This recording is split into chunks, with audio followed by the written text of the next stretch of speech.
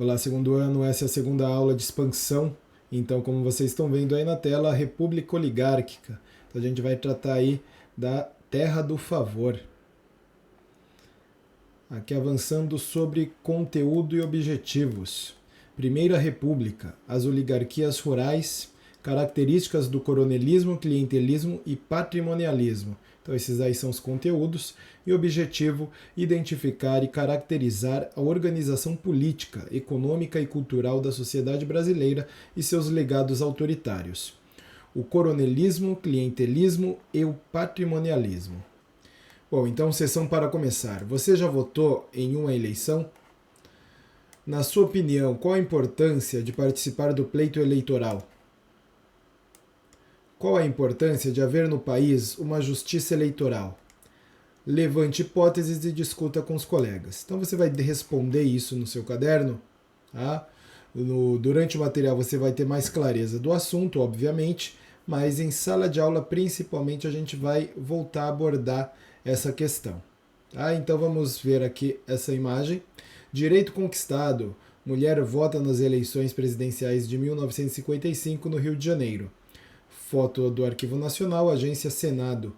Urnas de lona utilizadas a partir da década de 1960. Então aqui mulher votando e uma urna de lona. Vou marcar aqui os 3 minutinhos para que vocês tentem responder essas questões.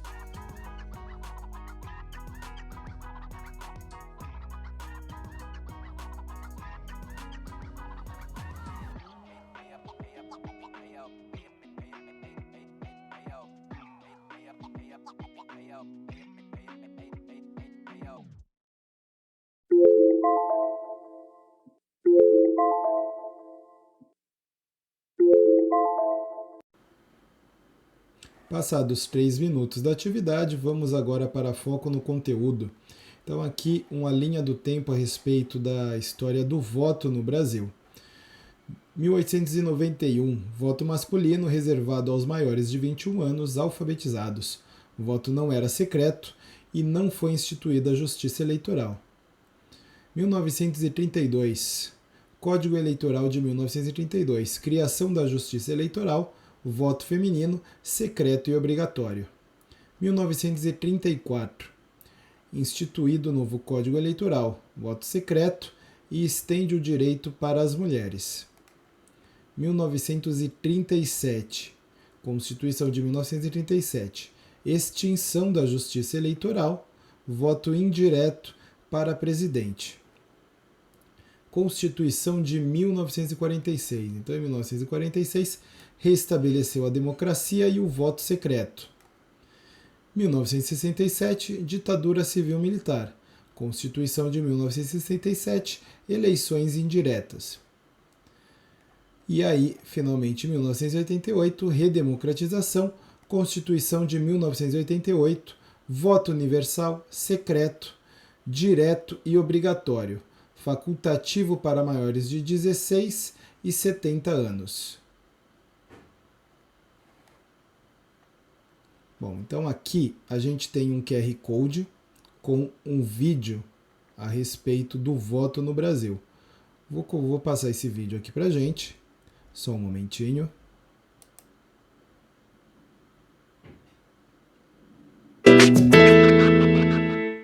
A primeira eleição no Brasil aconteceu em 1532. Naquela época, o voto não era, digamos, democrático. Só votavam os chamados homens bons. Bons de riqueza, não de bondade. Mulheres, indígenas, escravos e pessoas pobres, nem pensar. A independência não mudou muito este cenário e a Constituição de 1824 criou eleições para a Câmara e o Senado. Quem quisesse votar deveria ganhar pelo menos R$100.000 por ano. As eleições eram realizadas nas paróquias e o voto não era secreto. O eleitor dizia o nome do seu candidato e um padre ou juiz anotava numa ata. Ou não. A primeira eleição direta para presidente da República foi em 1894. O Brasil tinha mais de 15 milhões de habitantes, mas apenas 356 mil votaram. Durante toda a República Velha, os eleitores podiam trazer de casa cédulas já preenchidas para depositar nas urnas, o que favorecia o voto de cabresto e as fraudes eleitorais. As mulheres, que representam mais da metade da nossa população, só conquistaram o direito de votar e serem votadas nas eleições de 1933. 4 anos depois, o presidente Getúlio Vargas deu um golpe e acabou com todas as eleições no país.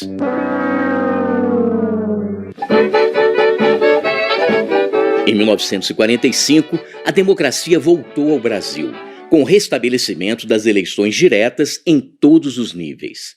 10 anos depois, a cédula eleitoral foi oficialmente criada para ser preenchida na hora do voto.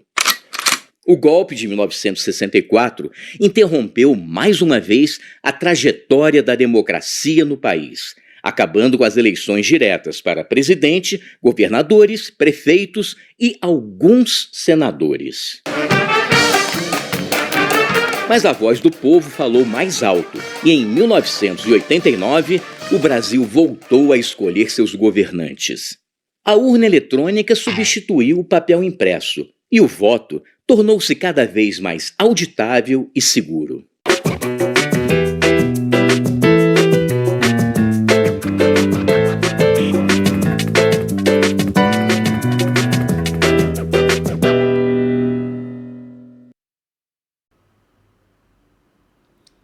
Bom, o vídeo ajudou na compreensão aqui da linha do tempo.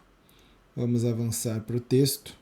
República Oligárquica, 1894 a 1930. Período em que as oligarquias agrárias dominavam o país, conhecido popularmente como a política café com leite, em razão da dominação paulista e mineira no governo federal, que só terminou com a Revolução de 1930. Durante o período, apenas 3 presidentes não procediam do estado de São Paulo e Minas Gerais. A supremacia política das grandes oligarquias foi encerrada com o movimento de 1930, Revolução de 1930. Então, primeiro tópico, política café com leite. A política café com leite era uma prática política em que os estados de São Paulo e Minas Gerais se revezavam no poder presidencial, em uma espécie de acordo político que garantia a manutenção do poder das oligarquias. Voto restrito. O voto era permitido apenas para homens maiores de 21 anos, alfabetizados, o que excluía a maioria da população do processo eleitoral. Coronelismo. Sistema político pautado no clientelismo, em que os coronéis, que eram líderes locais, exerciam grande influência política e controlavam o voto nas suas regiões. Movimentos populares. Durante o período, houve vários movimentos populares liderados por trabalhadores rurais e urbanos, que lutavam por melhores condições de vida e de trabalho e por uma maior participação política. Política do saneamento social. Política de saneamento social que buscava higienizar as sociedades e as áreas rurais do país, eliminando os vícios e as doenças. E aqui doenças entre aspas, observem. Considerados prejudiciais à sociedade. Por exemplo, a reforma urbana de Pereira Passos, no Rio de Janeiro. Política externa voltada para o mercado internacional. O Brasil estreitou suas relações comerciais com os países do mercado internacional, especialmente com os Estados Unidos, e passou a exportar cada vez mais produtos agrícolas e matérias-primas. Então, na prática, observe a charge de Alfredo Storni, a fotografia de 1909, e leia o fragmento de texto historiográfico nos slides a seguir, para analisar os seguintes questionamentos. A. Como o coronelismo se manifestava na sociedade brasileira e qual sua relação com a política do contexto. B. Quais eram as estratégias utilizadas pelos coronéis para manter seu poder político e econômico? Então, esses daí são os 2 questionamentos. Vamos lá, na prática. Fonte 1. Charge de Alfredo Storni, publicada em 1927 na revista Careta. As próximas eleições de Cabresto. Cabresto aqui entre aspas. Ela é o Zé Besta? Ele. Não, é o Zé Burro. Então aqui você tem um eleitor, né? Com a cabecinha aqui de burro, puxado aqui pelo cabresto, pelo político. Vamos adiante. Fonte 2. Fotos publicadas em 1909 pela revista Careta mostram um coronel entregando uma cédula eleitoral a um votante. Abre aspas. A conquista do voto. O coronel heredia entoando uma cantata. O mesmo coronel passando a cédula ao eleitor. Então aqui as imagens.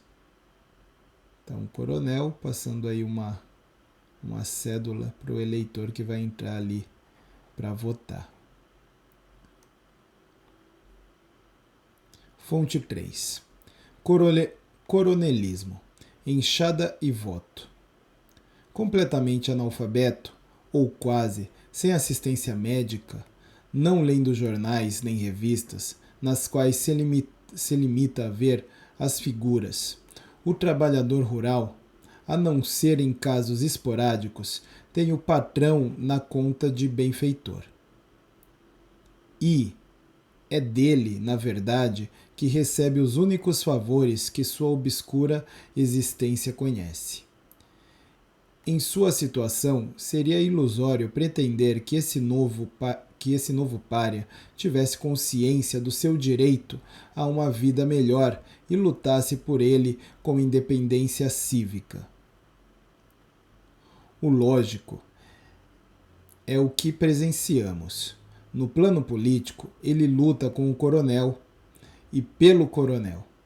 Aí estão os votos de cabresto, que resultam em grande parte da nossa organização econômica rural. São, pois, os fazendeiros e chefes locais que custeiam as despesas do alistamento e da eleição. Sem dinheiro e sem interesse direto, o roceiro não faria o menor sacrifício nesse sentido. Documentos, transporte, alojamento, refeições, dias de trabalhos perdidos e até roupa, calçado, chapéu para o dia da eleição, tudo é pago pelos mentores políticos empenhados na sua qualificação e comparecimento. É, portanto, perfeitamente compreensível que o eleitor da roça obedeça à orientação de quem tudo lhe paga e com insistência para praticar o ato que lhe é completamente indiferente. Na prática, correção. A. Como o coronelismo se manifestava na sociedade brasileira e qual sua relação com a política do contexto? Então, o coronelismo foi um fenômeno político que se desenvolveu no Brasil entre o final do século XIX e o início do século XX. Ele se manifestava principalmente em regiões rurais, onde grandes proprietários de terra, conhecidos como coronéis, exerciam uma grande influência sobre a população local. O coronelismo teve um grande impacto na sociedade brasileira, pois serviu à manutenção da desigualdade social e política. Reprimiu o direito ao voto e a liberdade de expressão. Correção B.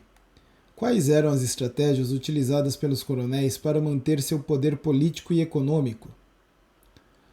Controle das terras e das atividades econômicas. Os coronéis eram grandes proprietários de terras, com posição de destaque na economia local e regional. Garantiam a produção de alimentos e de outros produtos e exerciam influência sobre a população que vivia em suas terras. Essas relações, chamadas de clientelistas, se davam na forma de controle da população rural, oferecendo benefícios e favores em troca de apoio político. Também controlavam a justiça local, nomeando juízes e promotores que estavam alinhados com seus interesses. Vamos lá, patrimonialismo.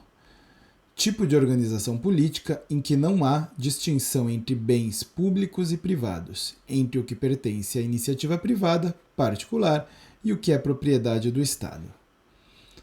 Após os estudos da aula de hoje, leia o texto nos slides a seguir e registre por escrito a seguinte reflexão. Uma vez que o patrimonialismo e o clientelismo, herança do coronelismo, são práticas cotidianas na sociedade e no Estado brasileiro, quais medidas deveriam ser tomadas no âmbito da administração pública e das políticas públicas para colocarem fim a essas práticas? Justifique. Então aqui você vai responder esse questionamento, né? Você vai justificar aí sua resposta. Vamos adiante. Texto 1. O patrimonialismo. Desde o início dessa breve história de 5 séculos, foi logo ficando patente a dificuldade que temos de construir modelos compartilhados de zelo pelo bem comum. Em seu lugar, várias formas de compadrio, a moeda de troca dos favores, o recurso a pistolões, o famoso hábito de furar fila, de levar vantagem, se enraizaram nesta terra do uso abusivo do Estado para fins privados. O certo é que persistirá no Brasil um sério déficit republicano enquanto práticas patrimoniais e clientelistas continuarem a imperar no interior do nosso sistema político e no coração de nossas instituições públicas. República significa coisa pública, bem comum, em oposição ao bem particular, a res privata. Pensada nesses termos, nossa república nunca foi republicana. Fica exposta a cidadania precarizada de certos grupos sociais brasileiros e as práticas de segregação a que continuam sujeitos, sobretudo para os setores vulneráveis da sociedade. A regra democrática permanece muitas vezes suspensa no país. E nosso presente, ainda muito marcado pelo passado escravocrata, autoritário e controlado pelos mandonismos locais. O patrimonialismo é resultado da relação viciada que se estabelece entre a sociedade e o Estado, quando o bem público é apropriado privadamente. Ou dito de outra maneira, trata-se do entendimento equivocado de que o Estado é bem pessoal, patrimônio de quem detém o poder. Então, texto da Schwartz. Vamos continuar aqui com o material. Bom, pessoal, realizei para vocês aí a leitura do material oficial da Secretaria de Educação de São Paulo. Havendo alguma dúvida, anotem que a gente conversa em sala de aula no retorno das férias de vocês. Lembrando que esse já é um assunto que a gente já trabalhou em sala de aula, tá? Então, tanto clientelismo, coronelismo, voto de cabresto, tá? Alguns vícios da República Velha já foram abordados em sala de aula. Aqui a gente está mais cumprindo tabela. Havendo alguma dúvida ainda sobre o tema, a gente revê o assunto, tá certo? Mas vamos aqui para a seção que aprendemos hoje. Identificamos e caracterizamos na organização política, econômica e cultural da sociedade brasileira os legados autoritários de nosso país, o coronelismo, clientelismo e o patrimonialismo. Pessoal, está encerrado aqui. Vejo vocês após as férias, tá? Voltem renovados e a gente discute todo esse assunto aqui de novo, se for preciso. Tchau, tchau.